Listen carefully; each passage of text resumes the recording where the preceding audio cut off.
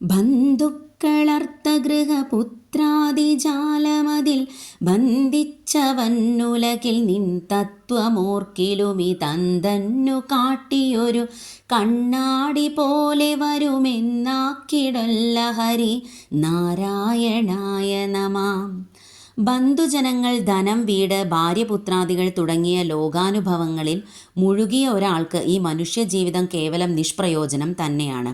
പുത്രമിത്ര കളത്ര അർത്ഥാദികളെ ഉപേക്ഷിച്ച് ഈശ്വരനെ സേവിച്ചാൽ മാത്രമേ ഉദ്ഗതി ലഭിക്കുകയുള്ളൂ. അല്ലാതെ പ്രപഞ്ചം സത്യമെന്ന് വിചാരിക്കും തോറും ഈശ്വരപ്രസാദം ഉണ്ടാകുകയില്ല. കണ്ണു കാണാത്ത കുരുടൻ്റെ നേരെ കണ്ണാടിയെടുത്ത് കാട്ടിയാൽ ആ കണ്ണാടിയുടെ തേജസ് എങ്ങനെ അവന് അറിയാൻ കഴിയാതെ വരുമോ?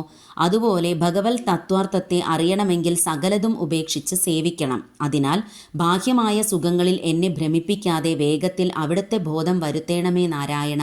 അതിനായി ഞാൻ അങ്ങയെ നമസ്കരിക്കുന്നു.